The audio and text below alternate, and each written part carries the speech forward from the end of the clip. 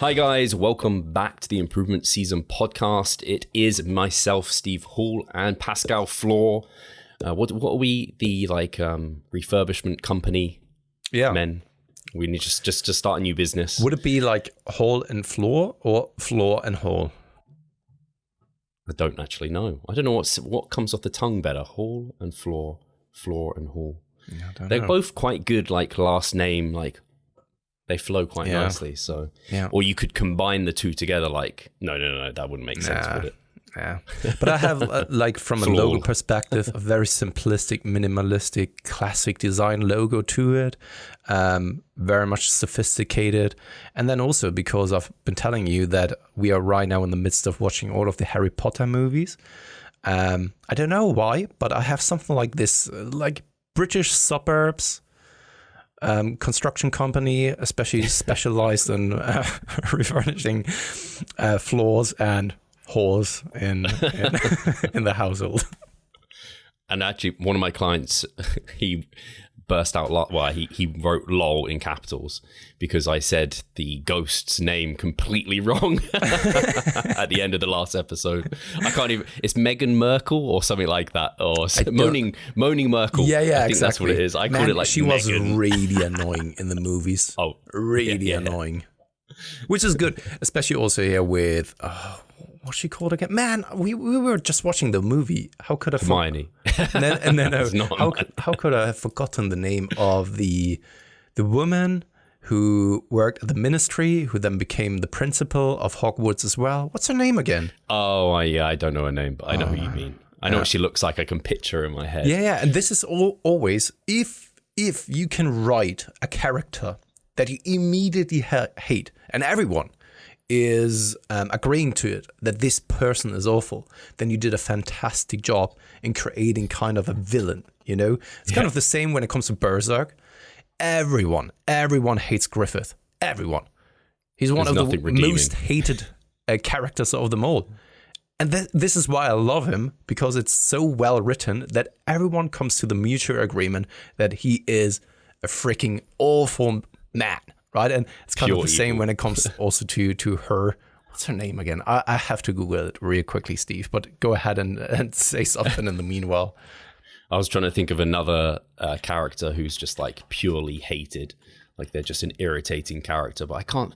No one person is coming to mind. I was going to make the joke of Sakura, but that's just a bit mean. I think. Oh yeah, that's become a meme at some point. Pretty annoying. Dolores Umbridge, of course, it was.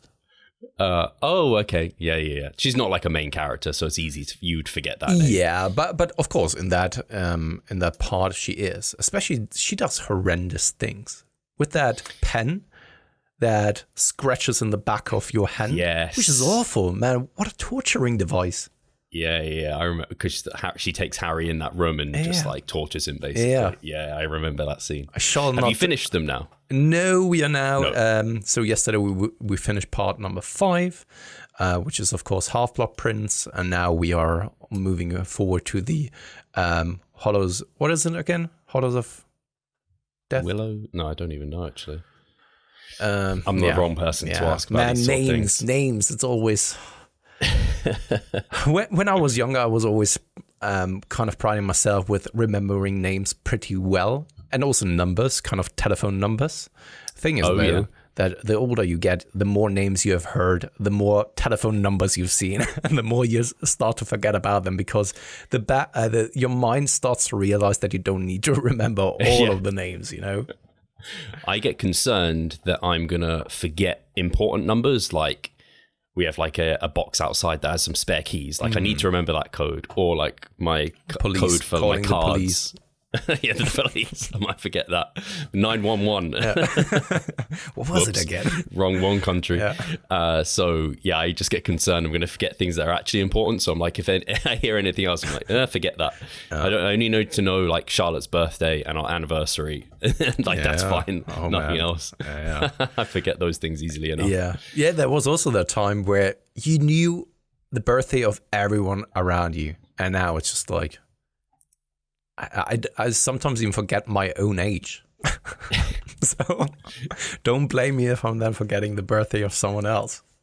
Mine's easy because it's 1990, so I can't get it too wrong. It's like 23. Right. Okay, at 10 years, I'm okay. I can remember that one. But I think I would be the same as you, and I'd forget it otherwise. Yeah, sometimes I'm saying like, so I'm 36. Wait a second, am I 36 right now? And then I have to do the math in my head. And I mean, at some point, it all gets blurry anyway. I mean, who counts the age then by that time? It doesn't really matter anymore. Yeah, talking about age, man, we keep talking about the fact that we're aging. And one of my clients was like, I hope you're still around for the next Improvement Season podcast with all this death talk. Yeah, I mean,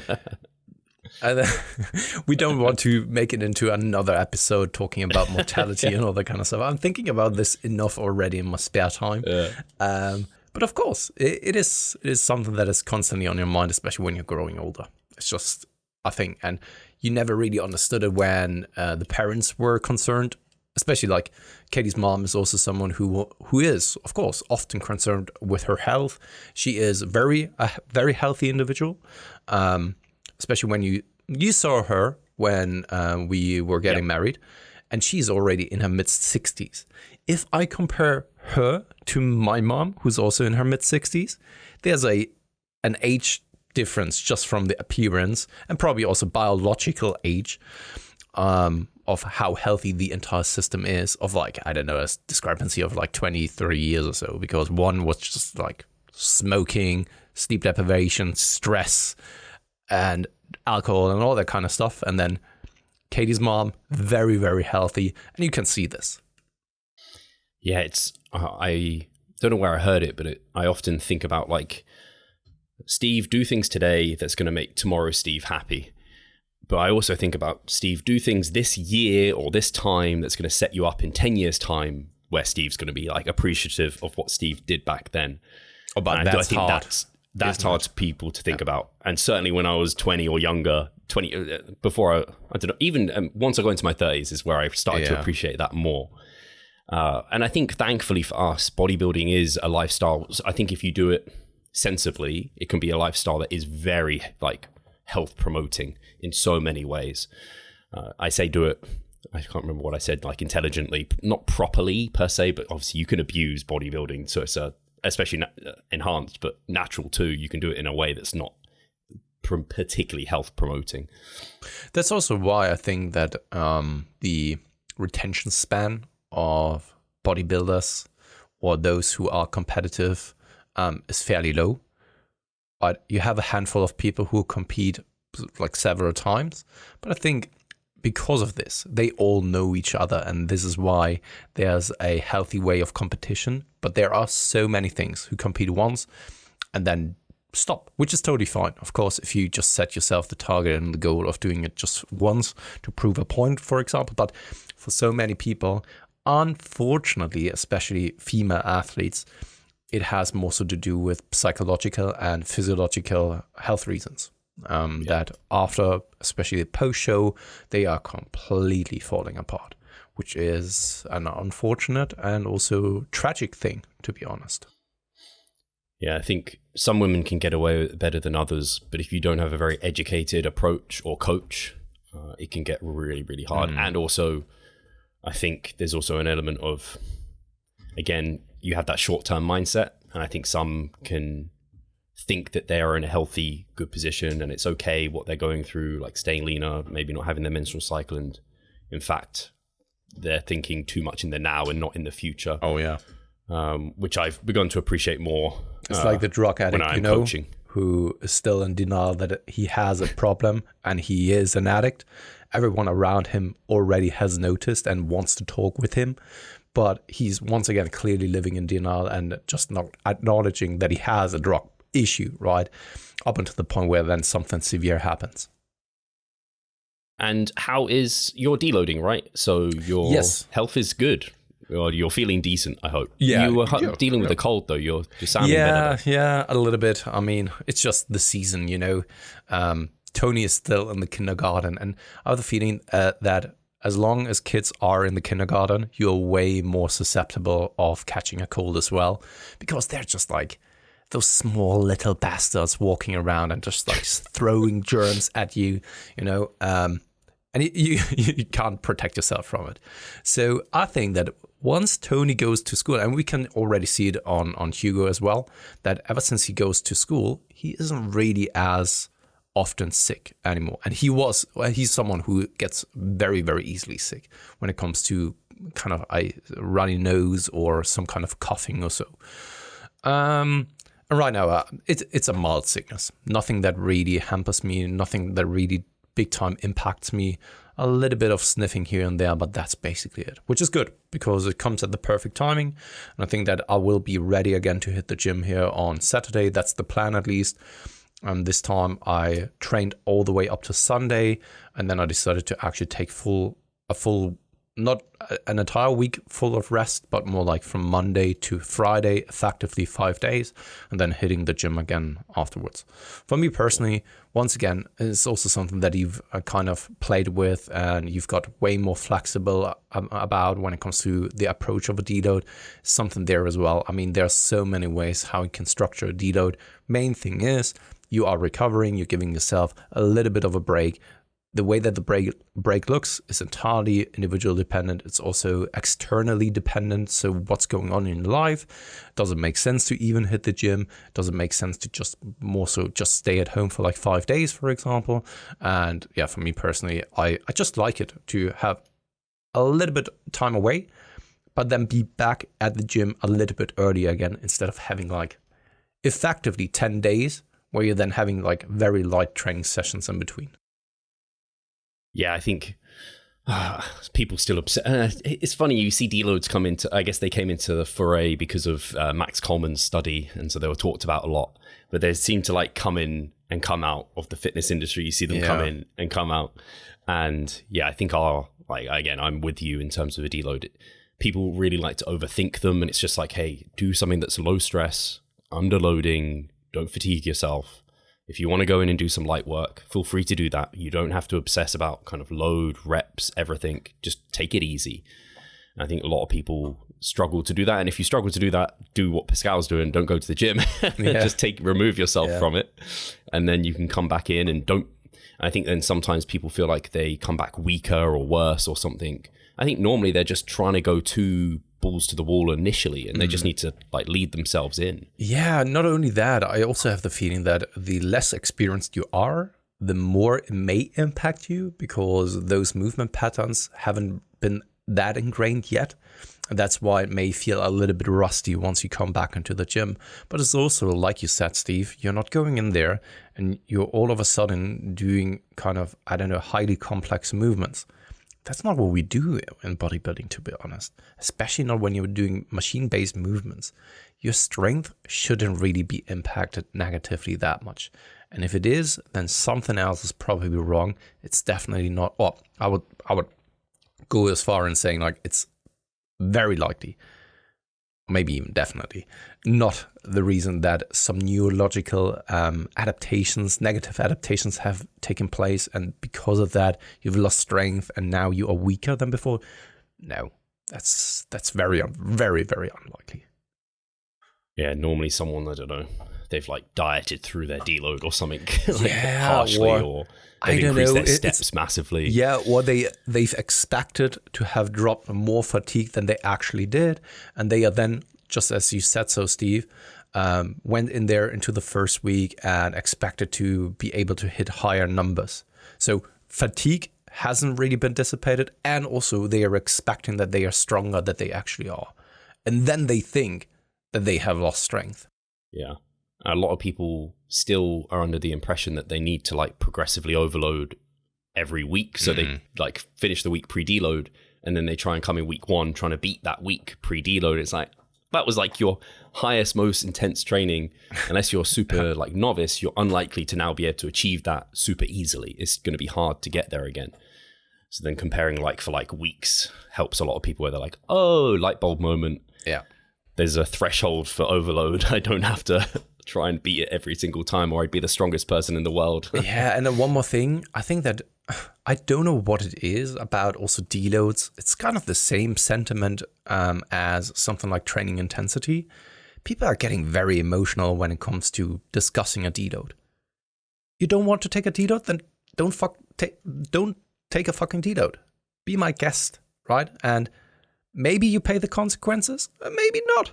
You know, you are free to do whatever you want. That doesn't mean that you have to put your, I don't know, morals, ethics onto other people. It is your obligation, basically, to do whatever you please with yourself. But at the same time, that doesn't mean that other people have to do the exact same thing. And if they do something different to you, man, also there, just accept it and move on with your life. Yeah, it's funny because the saying is, if you don't deload, your body will deload for you. Or other people like this one, I've probably said it at some point, if you're not deloading, you're not training hard enough. Yeah. And I think there's some truth to both of those for sure. Yeah, totally. Absolutely. But it's funny that you say like, hey, you don't have to put like your approaches on everyone. It's so funny. Like if someone is deloading and you're like, oh, you shouldn't be deloading, blah, blah, blah. It's not normally because you have their back, you want them to make more gains. Because if you did, you'd probably just be like, they're not deloading. I'm going to make more gains than them. That's cool. Like, I'll just keep that to myself. Normally, people aren't reaching out to be like, no, deloads suck because they want more, like, better results for you. It's because they want you to align with their tribe. So it's just so funny. So it's like, if you truly think you don't need to deload and someone's wasting their time deloading, just keep it to yourself and be smug that they're, like, losing results or something. Man, it's kind of the same as being offended by what someone else is saying. When you're offended, that is also your obligation. You have to deal with that yourself. There's a reason for why you are being offended. It's not because someone else has a different opinion such as yours, right? So the other person doesn't need to change their stance in order to fit your perspective. You need to then deal with your own offensiveness also. You know, and it's kind of the same there as well. You have some kind of viewpoints on certain methodologies. That's fine. You can have a civil discussion about things. And then you can also come to a mutual agreement that you may disagree, right? Or someone changes their mind.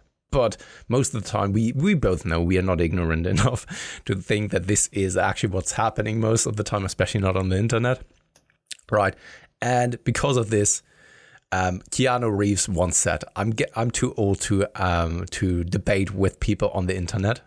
So in that case, just nod, say yes, and move on. Is most of the time the best thing that he can do. Yeah, it's a tough. That's always been our position. I think is not to get into the mix of disagreements and debates and just like stay in our corner really. But you do see that it's a really good growth strategy. Like I see people doing it, and yes. I'm like, I find it entertaining. But for how long, you know? It's true. It's not necessarily sustainable. I mean, some people make it, but I think it's the same as other things in life. So, for example, I don't know, I'm always thinking about trading, for example, or investment as an example like this, because so many people want to be a successful trader, but there's only a very, very small minority of people who really outperform the market or even the people who are simply investing. There's a very small minority, right? But it sounds nice. It's great. It sounds also appealing to make it quickly and all that kind of stuff. But just a handful of people actually make it. And it's kind of the same there as well.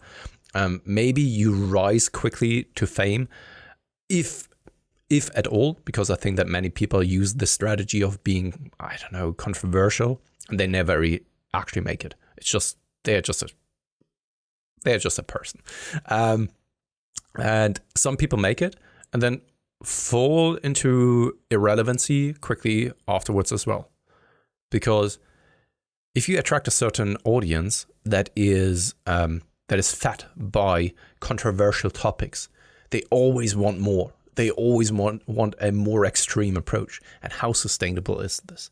Especially when you're then getting to the point at some point where you yourself as a content producer, you're getting kind of sick and tired of just producing this type of content.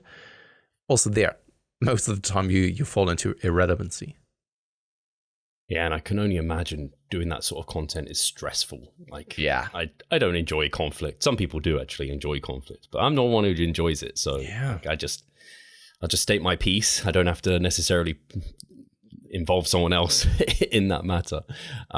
With your training then, so you're coming out the deload, is this mesocycle, is there any adjustments? Is it still massing? Because I know you said you were getting to the point where you were a little bit uncomfortable. Yes. I've made a couple of changes just to test things out, because I've told you about it, Steve, right? That my right shoulder is giving me a little bit of issues, especially with kind of pressing movements such as barbell bench press in particularly. Dumbbell bench press, not so much, probably because I can compensate a little bit. But what I'm trying is even something like dips now, once again, since a long time, and also push-ups. Funny enough. Yeah. I think those type of movements, also when it comes to pull-ups, are pretty much poo-pooed on. I think it has gotten better over the years, especially due to something like full range of motion. I think even though that, of course, more evidence has come out that may say and suggest that full range of motion always is not the best idea, I think it has at least opened up the eyes for a proper approach when it comes to lifting technique. So doing things in a very mindful manner, controlling the eccentric and all that kind of stuff, you know. And if you do this, and if you are a decent heavy individual, then even something like push-ups, doing appropriately, or especially pull-ups, right? So all the way with a chest to the bar maybe, right, is freaking challenging. And it's something that I'm going to incorporate and see how that feels, whether it makes a difference in terms of my shoulder health and all that kind of stuff. Yeah, deficit push-up. Are you doing deficit? Yeah. Or are you doing... No. Those, so the stretch on that. Yeah, exactly. 2 step, what is it? Kind of step ups. So to each side, right? And then also I'm elevating my feet slightly so that I really can come down and get a proper stretch on the chest.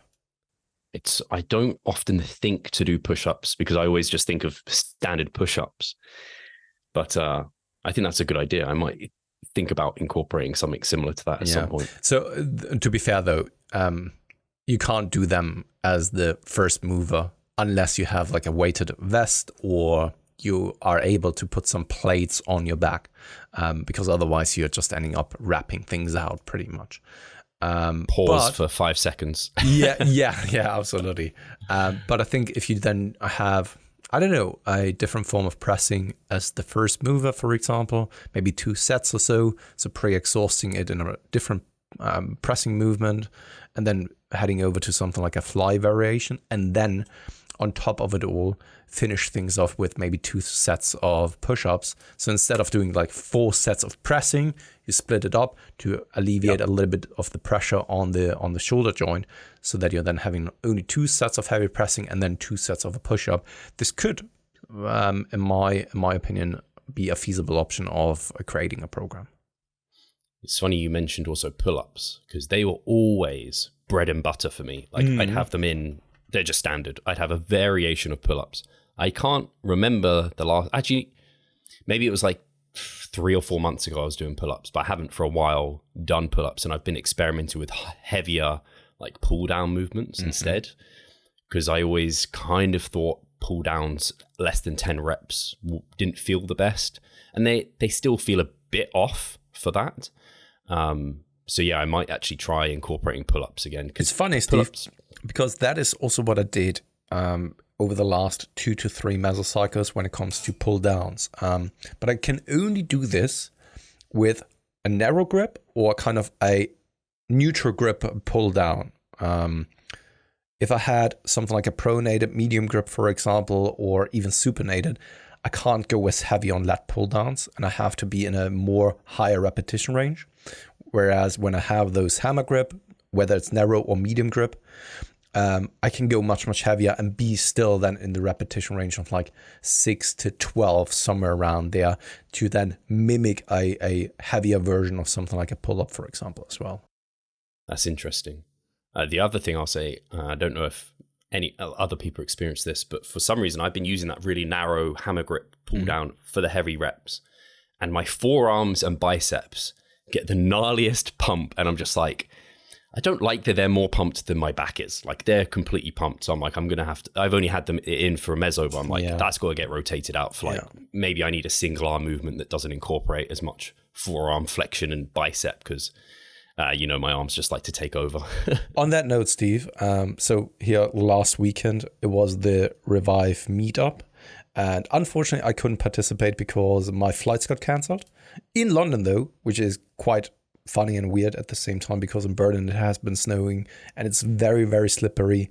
And yet it was a concert on the end of Londoners, probably because I was supposed to travel to London City Airport, and it is on that small island surrounded by water. So I can only imagine that it was due to that, and then being slippery on the departure and the arrival.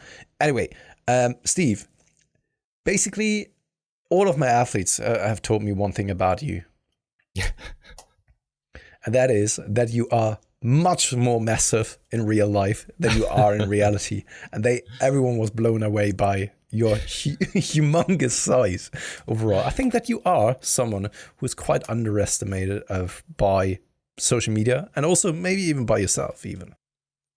I appreciate the compliments. A few people said that to me, where I'm like, oh, you're much... I've had that a number of times. It's always better to have it where they're like, you're much more impressive in person. Yes. I'm just like, man, I thought, like, I put up pretty good pictures online. I thought I look all right. But that's the it's always better this way. The reverse influencer approach that you are doing.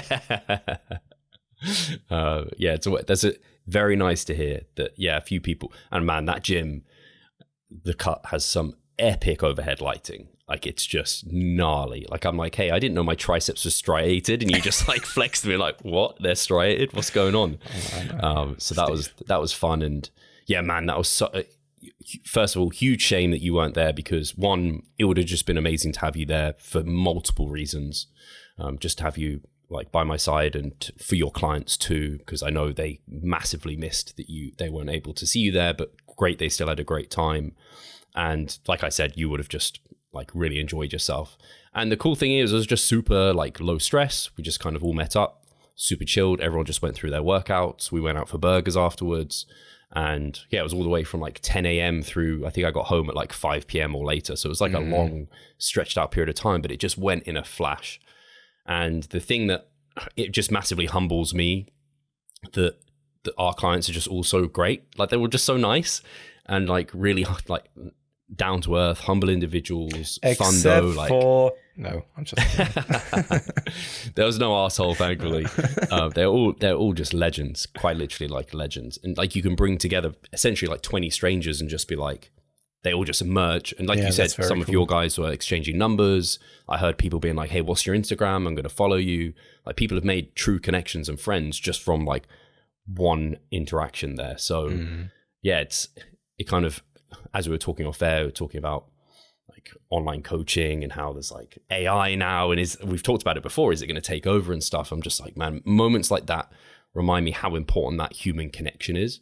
I've already had so many clients be like, man, meeting up with everyone, it just gave me like reignited a fire, and also gave them clarity of their goals and what they want to like achieve. And for a lot of them, it just also, they saw people like Rob, for example, who came second at WNBF Worlds, like seeing him in person and be like, oh, like for some reason, seeing him in person kind of brought it to life. And they're like, oh, he's a real guy. He's down to earth. Like, he's not this like strange robot or something like this. Like, it's like tangible once they see him in person.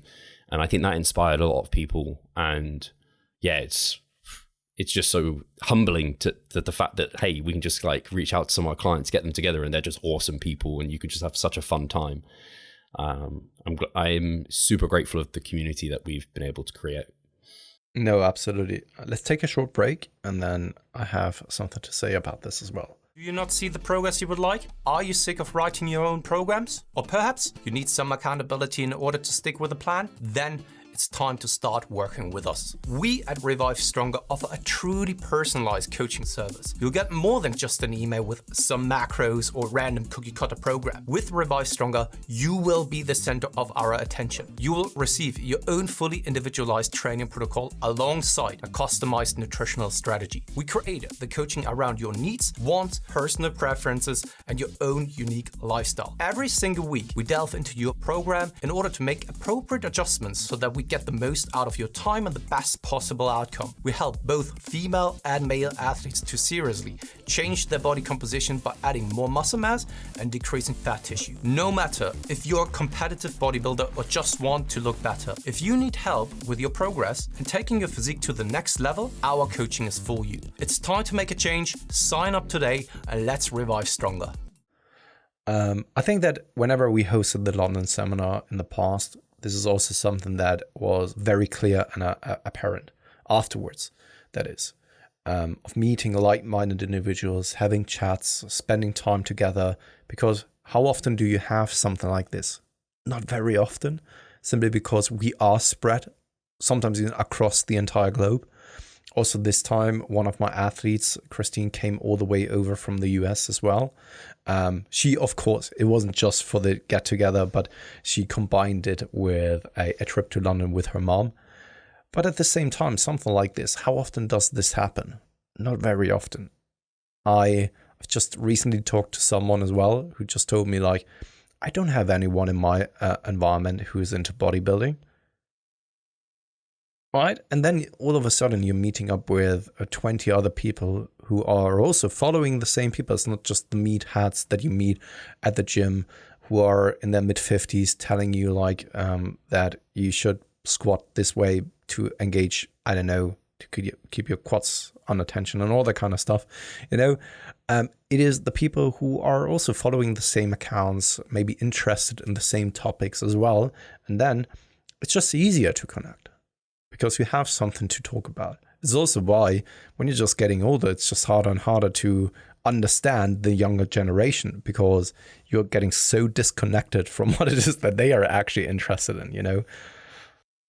Yeah, and the number of people, like, it's not often you go into a gym and you can just look at anyone and everyone's got like great technique, working really hard, and like you don't like roll your eyes or something. So it was just like the ability to be there and see everyone doing that, and also just everyone was building one another up. It was just like, man, you're jacked. No, you're jacked. Like, it's just like, but I think we're both the same too. Like, I have no one. Well, I have a client at Yorkie's, Tim. Shout out to Tim. He's a great guy. He came to this event too, and like we chat when we're at the gym together because like he's just super down to earth. But there's no one like really like in my vicinity. Like, I don't go to some of like Ultraflex or something where everyone's like into bodybuilding and they're all very similar. I think a lot of us are like this, where we have no one in our vicinity that's like into it the same as we are. To be honest though, sometimes I wish I had that, but at the same time, I'm happy that I don't. Because maybe it would just revolve too much around bodybuilding then. And I don't want this, to be honest. I even said it to Eric. I just had a chat with Eric Salazar the other day, and I even said that when it comes to the fitness industry and bodybuilding in particularly, and this is a controversial take, and I know that sometimes I'm saying things that is not the general consensus around a specific thing, but I despise bodybuilding, and yet I love it at the same time. I even said to Eric, it's kind of like gaming, so video gaming. It's a freaking waste of time.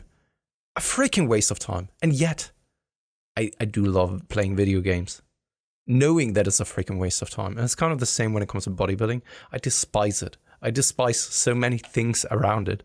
And yet, I love so many things about it as well. It's kind of a massive ambivalence, you know? And that's totally fine and all right. And I don't then know in that kind of instance if I would like to spend even more time thinking about bodybuilding and spending more time in bodybuilding, to be honest, because I don't know if then the things that I despise about it would just be even more emphasized. I think right now it's a decent balance. Yeah, it's an interesting one because I have reflected upon this in terms of like a partner and whether or not I would want my partner to be into bodybuilding. And I consistently say, no, I'm glad that Charlotte is not into it at all, because that's my thing. And then some of the negatives of what I do and the negative aspects of bodybuilding could become exemplified by that individual. And then you're just constantly talking about it. Because Mike Chalice, shout out to Mike, he came over here, he stayed. And we were literally just talking about bodybuilding like the entire time. And it's great in that short burst. But I can't imagine if that was every day, that'd just be like, holy shit, like calm down, like this is too much. Like I need my off time. So I appreciate where you're coming from. And also, yeah, it's like you said, there's definitely some large negatives to bodybuilding that I do obviously understand too. But for us, like you have to you kind of find that balance that suits you, how much you invest time and effort into various aspects. And once again, only because you hate certain aspects of a specific thing doesn't mean that you can't love it at the same time. I bet some listeners may have even been in a relationship that was absolutely toxic, that was awful, and at the same time you loved your partner, and then at some point maybe you split up also, or you have done certain things in your life that you actually hated, but still you kept on going, and it's kind of there as well. There are, once again, certain aspects that I find utterly ridiculous. And there are so many things that I freaking love about bodybuilding as well, because it has also given me so much in return. Critical thinking skills, analyzing and thinking about scientific evidence, work ethic, patience, perseverance. These are the things that I attest to bodybuilding itself, mostly, or attribute to bodybuilding itself, mostly. And then there are just certain things that I look at and I just can't help but laugh about it because I find it so utterly ridiculous.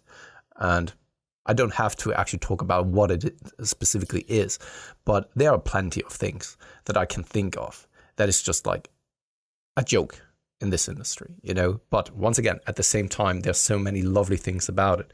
And I think that this healthy approach is also then causing us, for example, to stay in the game for longer, because we don't really just make our entire life about bodybuilding.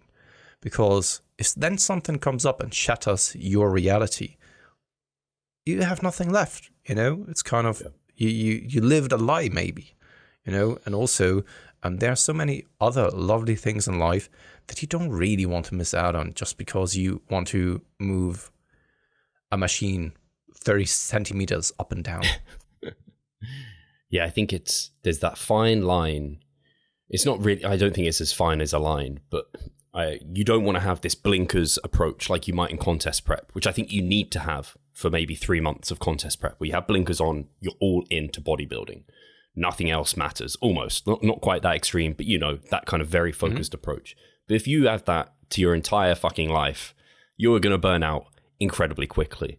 But you also don't want to, and this happened to a few people this weekend, where they just were a bit confronted with maybe some of the complacency they had behind their nutrition, behind their sleep, maybe behind their training intensity.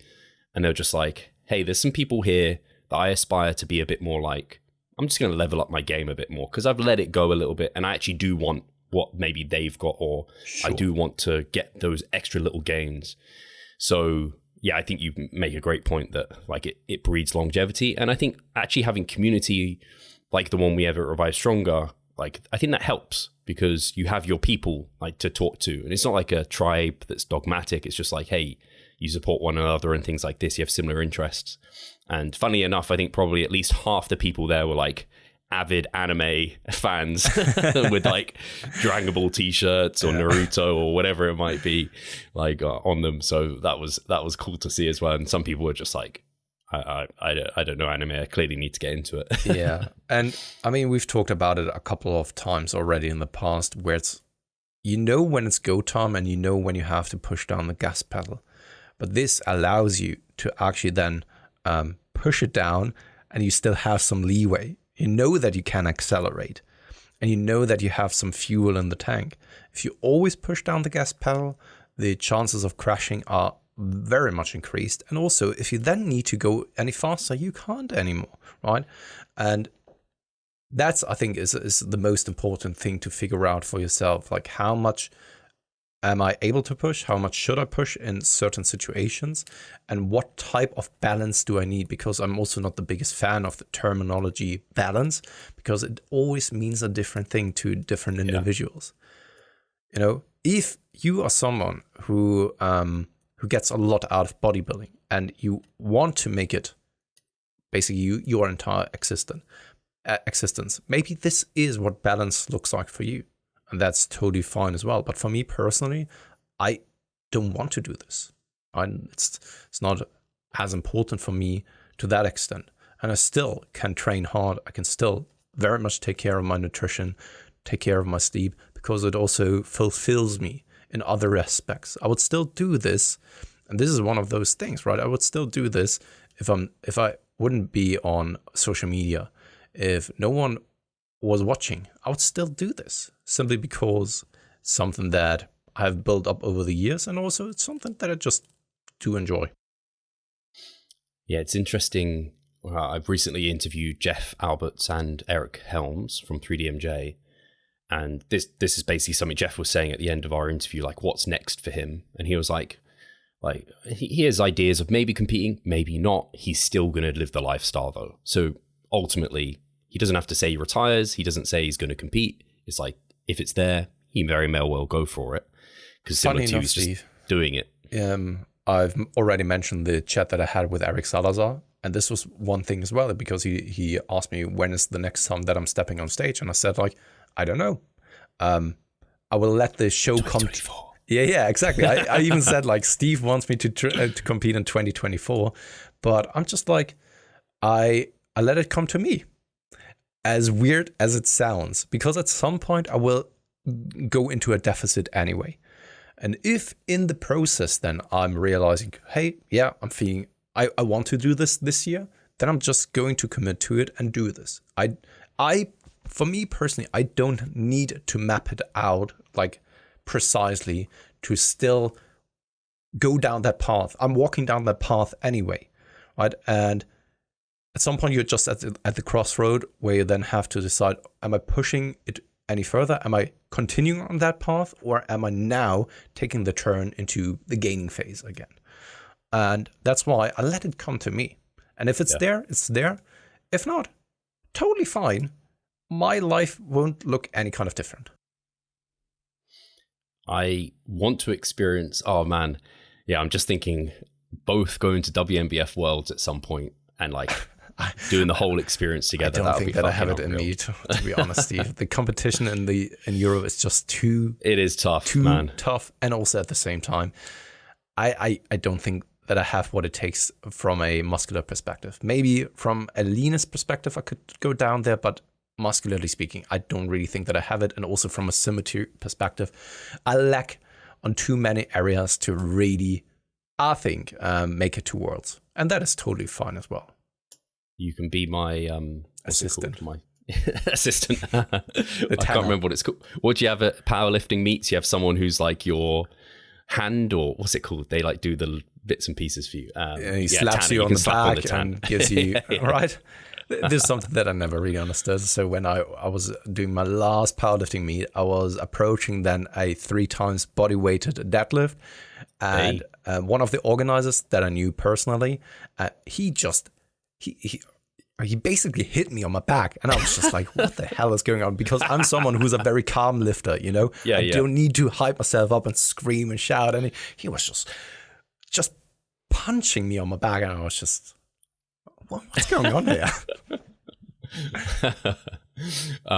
That's excellent. Yeah, the thing I was going to say with Eric, so contrasting to Eric, his prep has now set him into he is all in bodybuilding, because if anyone knows Eric Helms, he's done strongman, powerlifting. He hasn't been all in specific bodybuilding until now. He's earned his pro card and he's hey, I can do this thing. And he's now got goals and aspirations that he's set up on a pedestal. So it's also interesting to see that slight contrast between the two. And it makes sense. They're at really different points in their career.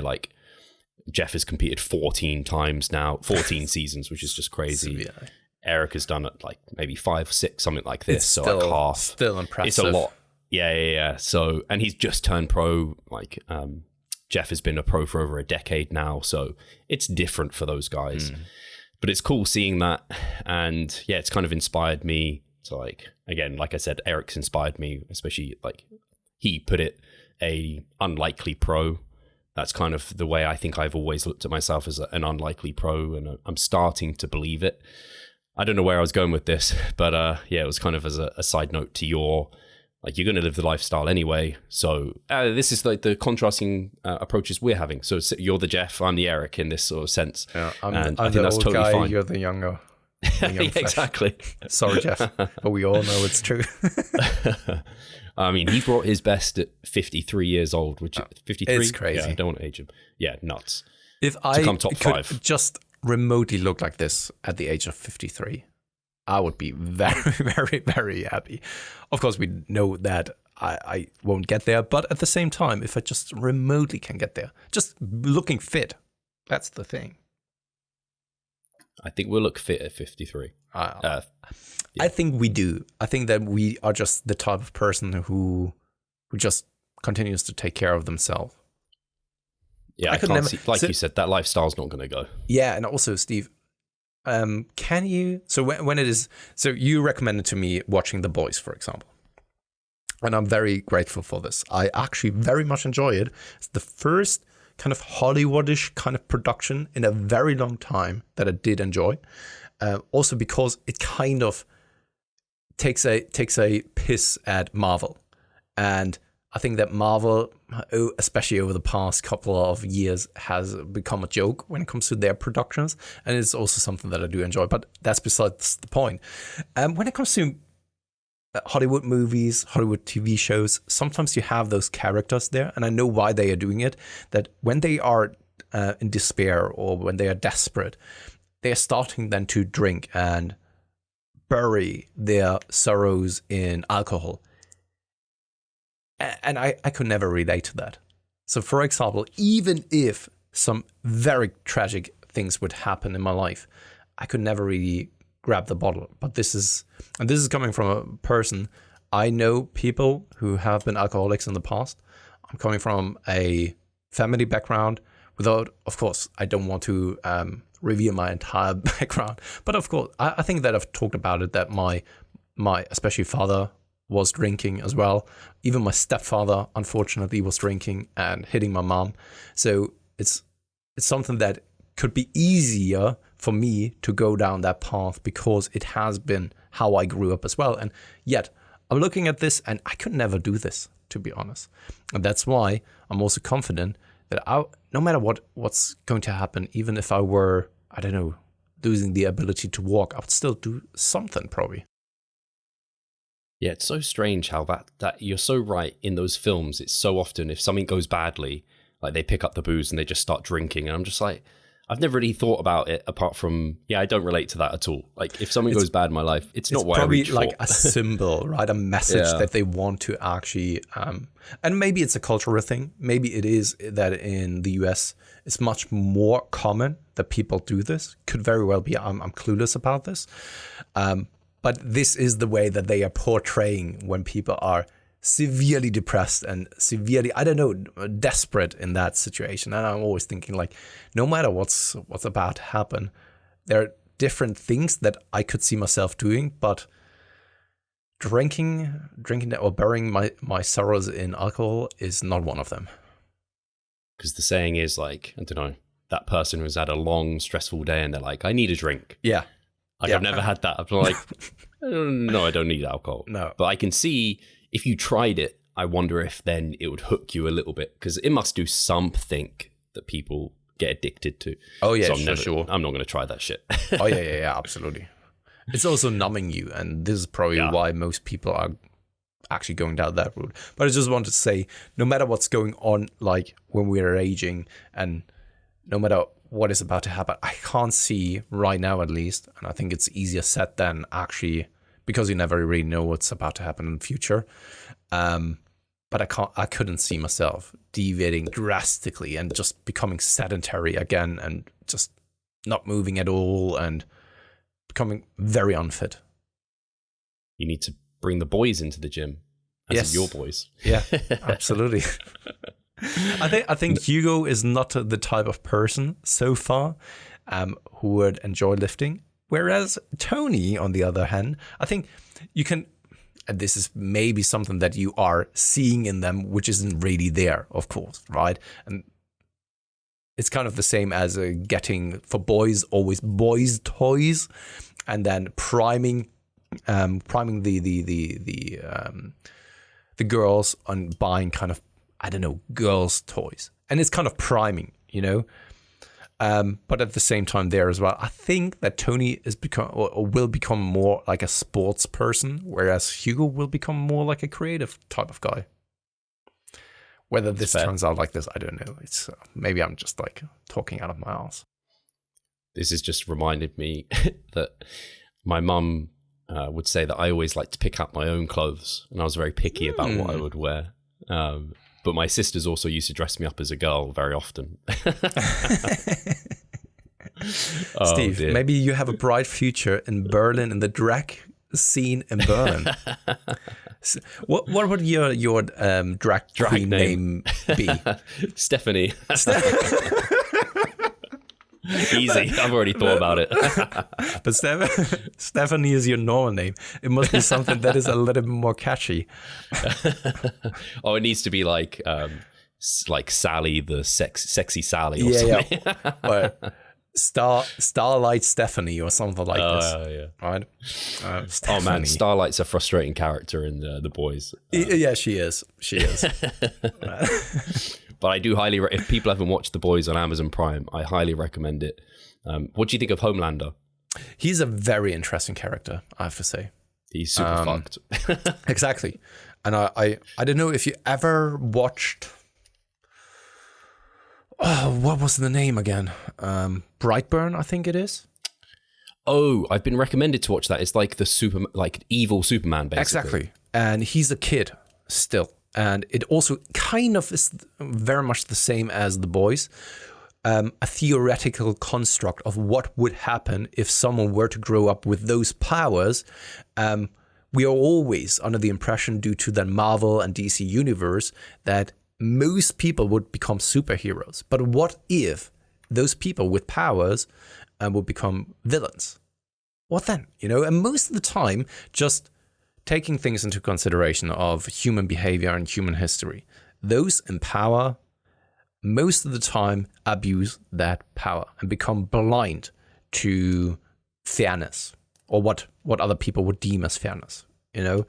And that's why I find Homelander a very, very interesting character, especially because he's going through lots of inner conflicts himself. At the same time, he wants to be liked, but he's such a fucked up person. He has so many other issues. So he's a very, very interesting guy, and also very well played.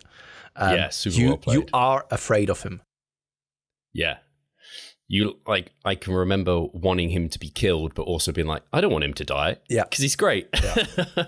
And now I'm in season number 2, and I hope I'm right now in the midst of I want him to kill that other hero that I don't want to spoil if you haven't watched it, because she is annoying as hell. Yeah. It's right. On reflection, I can totally get why the humor, everything would be up your street. So yeah. I'm glad that you're enjoying that one. Yeah, no, absolutely. Steve, one more thing. We have kind of 7-8 minutes left. You've been talking about your SI joint, that you've been experiencing pain in the past. Then it went a little bit better again. You went into week number 5, still did the training sessions. How are things on that front? Yeah, so for whatever reason, I just talked about it last time. I was in severe pain on the Monday, just out of nowhere, seemingly. But every day it got considerably better. So on the Tuesday, I had legs. I trained in a hack squat. I hit a PR. I was in pain getting out of the hack squat, but actually just doing the set was fine. And it was really twisting motions that caused pain. But as the week went on, it just completely disappeared. So by the weekend, I was moving around everywhere freely and there was no pain. So the SI joint completely recovered. The annoying thing is, so I went through, like you said, a week 5. I've actually done a week 6. I'm moving into a week 7, which is unheard of for me, but I was still feeling good. Now I'm starting to feel the overreaching symptoms hit me quite hard, where I'm despite getting really good sleep, and trying to get really good sleep, I should say, caffeine is feeling like it needs to come up a little bit. My motivation to train's dropped off considerably. So this would certainly be near the end of everything. I've got some discomfort around my groin, and I don't think it's a hernia. That was my first thought, because when I just did legs yesterday and there's no acute symptoms, I'm not being able to discover a hernia. Like I can't like stand and cough and feel like something's moving or dislodged. I'm only thinking it's a hernia because of the location. And now my mind's just going, you know, as you do. I'm a little bit of a like hypochondriac. I worry, so I start Googling symptoms, and that's like it's a meme at this point. When you Google symptoms, everything comes back as if you're going to die. So yeah, I don't know what it is, and also I don't know how often I don't often like feel around my groin, but there's lumps and bumps kind of there because you have lymph nodes and you have like what's it called, glands and stuff like this. So I don't know if maybe some of the glands or lymph nodes are just like inflamed because I'm stressed because I'm going through like a hard week of training and I've never really felt there, so I don't really know what they should feel like. I don't really have any pain. It's just kind of uncomfortable around my groin. It just feels like something's not quite right. I don't like that feeling. Like it worries me. Yeah. So I booked in with the GP, as I told you. The earliest I could get is like a week Monday. So I can't even be seen next week. To be honest, especially for an orthopedic here in Germany, if you're not privately insured, I have to wait up until April, at least for the one that I'm about to see. It's just crazy to me. They didn't even ask like anything. They're just like, oh, you want a GP appointment? Cool. The soonest we have is this date. And then I'm like, oh, is that the soonest? And they're like, yes. And I'm like, okay, I'll take it. And then they're like, bye. I'm just like, oh, okay. Like, I thought you might ask me like what it is. To give me a certain GP or and if check it's the severity more or less. Also. Yeah, exactly. But it's not causing me pain. I think if it was anywhere else on my body, I'd just be like, yeah, it's just like a bit of an ache. It's nothing. But because it's in an area that's like near things that, I don't know, things that are important, and it's like hard to know exactly what it is, and I've never had it before, it just concerns me. So man, it was the worst thing I could have done was before my leg session yesterday, I started Googling, because I tried to avoid Googling symptoms, but I started doing it, and then I like read some of it. I was like, holy fuck, that set me in the wrong mindset before a hard leg session. I'm just like, I need to escape that. So hopefully I've booked the appointment and I won't need it and it will just pass. That's normally what happens. Like you book in, you're not going to be seen for 2 weeks. And by the time you're to be seen, the ailment has disappeared on its own because it's probably nothing. Yeah, that's where I'm at. Yeah, sorry to hear, man. But everything that you said there, I think that the vast majority of listeners can very much relate to that. At least also then Googling things, figuring out the worst that you can have. Even though the likelihood is very, very low as well. Yeah. Hopefully it's getting better without any kind of other procedures needed. Yeah, it's funny because my initial like real concern was hernia, and then they don't heal on their own. You need an operation. I'm like, that's time out of the gym. Like that's not ideal for prep or whatever it is.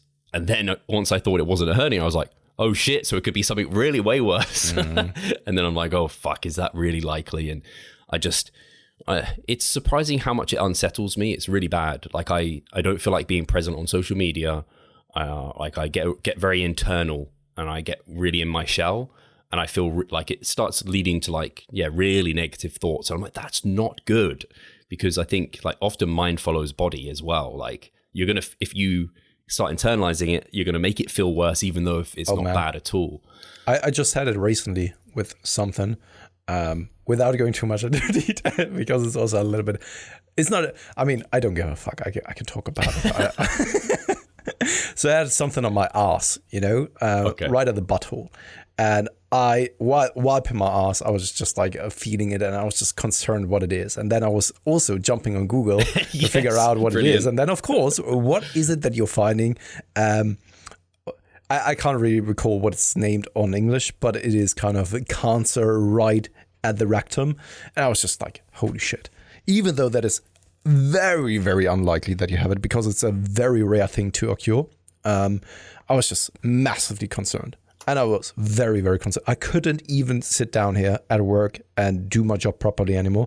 And I was then looking for specialists, because there aren't really a lot of specialists who take a look at your butthole, like directly butthole, So I needed to figure that one out. Then I was calling different clinics throughout Berlin. And then I found one, and she could probably tell by my voice how concerned I was. And she said like, okay, do you have time? How long does it take you to get here?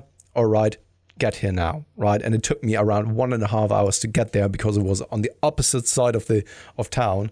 Was getting there, and it was nothing really, So that's normally what it is. Yeah, and just to further add to your image and to your example there, and my butthole is fine, guys. Don't worry. It's crazy because I think there's people that hear this and they're like, man, you guys are like complete hypochondriacs. Because some people are so chilled. They could have something like really bad and they're just like, yeah, it's fine. It'll heal on its own. Yeah, I was like that for a long time as well. And then basically we've talked about mortality like last week and it has changed. Even flying with a plane, I was always like, why the hell are people concerned about it? Statistically, it doesn't really make sense at all. So rationally, why are people concerned? And now when I'm flying and my family isn't with me, either I want us to all get on the plane and die together, and then I'm not concerned at all. I've experienced that when we were traveling to Mallorca and back again. I was not concerned whatsoever. And then the other times when I was flying, for example, to Vienna, all the times back and forth, I was massively concerned. I was panicking the entire time, right? And this has first developed over the past years. I think that you become more and more aware that life is a precious thing that will be over at some point. And then sometimes you think about very irrational things and you know that they are irrational, but you can't help it. Yeah. I've always had this slight irrationality with like these sort of things. Or maybe when I was a kid, I didn't. I don't know where I get it from, but yeah, little things just... they really bother me. And as soon as, the really cool thing is, I'll say this as a final like take home for people. With my SI joint, I was very concerned about it. Spoke to Mike. He wasn't concerned about it. He said, do this. You can continue to train. It's fine. And as soon as he did that, that probably expedited the recovery because I was already so much less stressed. I was just like, I've got the green light. I trust Mike. He kind of knows what it is. So I'm kind of in the same situation now where I'm like, I just want someone to tell me it's fucking nothing, who I trust. Yeah. And then it will go. And this is also a perfect example then for coaching. Sometimes you just need someone in your corner who tells you everything's fine. Yes. No need to worry. That's all you need to hear. You sometimes don't even need to hear the rationale, the reasoning as to why you shouldn't be worried or anything. Or like, well, a scientific paper that supports then X, Y, Z. But it's more like sometimes just someone who tells you, relax, we are fine. Yeah, I think that's really well said. It's I think an undervalued part of coaching is having that person you trust in your corner that just goes, nope. Keep going. Did that a few times actually, specifically Rob in prep. He was just like, tell me what to do. I trust you. Let's go. And I just saw it. I can see the benefit there for sure. And it's funny when some people can't value that and how, right? Because it's probably the first coach or maybe only the second time that you're being coached. And if you're not a coach yourself, you think that this is just a minor thing. And why the hell should you pay 200, 300 pounds for something like this, which someone else is just telling you like, everything's all right, keep on going. But it can be so valuable and helpful because especially when there's someone who overthinks quite a lot and you're trying to Google things and it takes you hours upon hours to find not even a satisfying answer there because it's not specific to you. And then you're going on Reddit asking for feedback there and you get 1,000 different opinions and 1,000 of them are just like absolute garbage and shit, right? It doesn't really help anything. And this is where the value comes into play as well. From someone who is qualified, who has the experience to then tell you it's all right, or let's do something differently. Yeah, I think that's so well said. And on that note, if you are interested in coaching, it's always linked in the bio below. We are online coaches here at Revive Strong if you didn't know that already. So we can be that person in your corner being like, hey, let's keep going, or slight adjustment because we can improve here. You can always check that out. Get a consultation with us. We can take on 2024. We're getting to that point now. Oh yeah. The new year is going to start kicking in. So I guess we can close out unless there's anything else you wanted to talk about. No, I think we can end it here. Guys, thank you so much for listening as always. If you're not subscribed and you're listening to this point, you definitely should hit that subscribe button or subscribe over on Spotify. Forgetting things. There it is. Picture it, the green with the black lines. And names, right? Exactly. Did we talk about it? Give us a rating over there. We appreciate it, or any comments and feedback. Always appreciated. Thank you so much. And we'll catch you next week. Cheers, guys.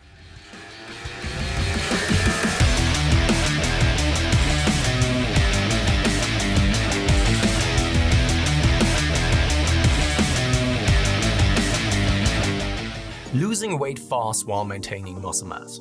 Sounds too good to be true, doesn't it? It isn't though. It's reality and we know how to do it. And we will help you achieve this. The Minicut Movement is an 8-week fat loss program to make you lose a huge chunk of fat while maintaining muscle mass at the same time. We will support you from the beginning to the end so that you see the results you would like to and come out of it much stronger. You'll receive a fully automated spreadsheet that is based on your nutritional needs. You can choose between 6 different male and female training templates. Over 30 videos will guide you through each and every single step of the Minicut so that you're getting the most out of your journey and that you always know what to do. But the best thing is that you can start whenever you want. The Minicut Movement is open 24/7. So if you want to learn more or you're ready to sign up, hit the link in the description below. So let's revive stronger together.